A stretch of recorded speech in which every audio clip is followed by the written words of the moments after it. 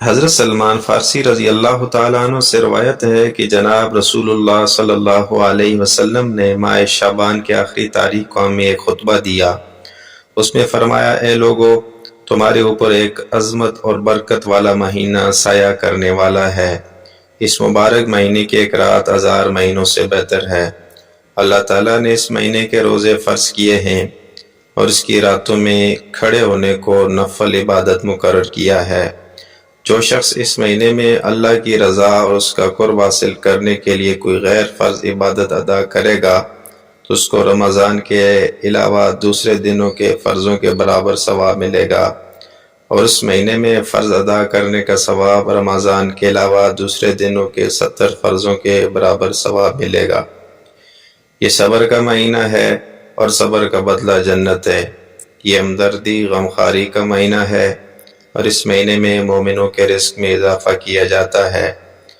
جس نے اس مہینے میں کسی روزہ دار کو افطار کرایا تو اس کے لیے گناہوں کی مغفرت اور دوزخ کی آگ سے آزادی کا ذریعہ ہوگا، اور اس کو روزہ دار کے ثواب میں کمی کیے بغیر روزہ دار کے برابر ثواب دیا جائے گا۔ حضرت سلمان فارسی رضی اللہ تعالیٰ عنہ فرماتے ہیں کہ ہم نے عرض کیا کہ یا رسول اللہ صلی اللہ علیہ وسلم، ہم میں سے ہر ایک کو تو افطار کرانے کا سامان میسر نہیں ہوتا۔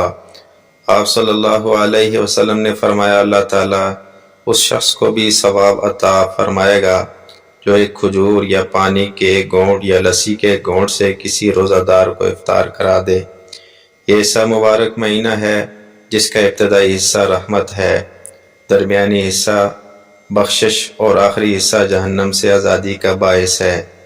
جس کسی نے بھی اپنی لونڈی اور غلام سے تخفیف کی، اللہ تعالیٰ اسے بخش دیتا ہے اور اسے جہنم سے آزاد کر دیتا ہے۔ اس ماہ مبارک میں 4 کام زیادہ سے زیادہ کیا کرو۔ 2 کے ساتھ تو تم اپنے پروردگار کو راضی کرو گے، اور 2 خصلتیں ایسی ہیں جن سے تم بے پرواہ نہیں ہو سکتے۔ جن 2 خصلتوں سے تم اپنے پروردگار کو راضی کر سکتے ہو وہ یہ ہیں: اس بات کی گواہی دینا کہ اللہ تعالیٰ کے علاوہ کوئی معبود برحق نہیں، اور اس سے بخشش طلب کرنا، اور جن 2 خصلتوں کے بغیر تمہیں کوئی چارہ نہیں، جنت کا سوال کرنا ہے اور جہنم سے پناہ مانگنا۔ جس نے بھی اس ماہ مبارک میں کسی روزے دار کو پیٹ بھر کر کھلایا، اللہ سبحانہ و تعالیٰ اسے میرے حوض کا پانی پلائے گا، وہ جنت میں داخل ہونے تک پیاس محسوس نہیں کرے گا۔ سبحان اللہ۔ اللہ تبارک و تعالیٰ ہم سب کو عمل کی توفیق نصیب فرمائے۔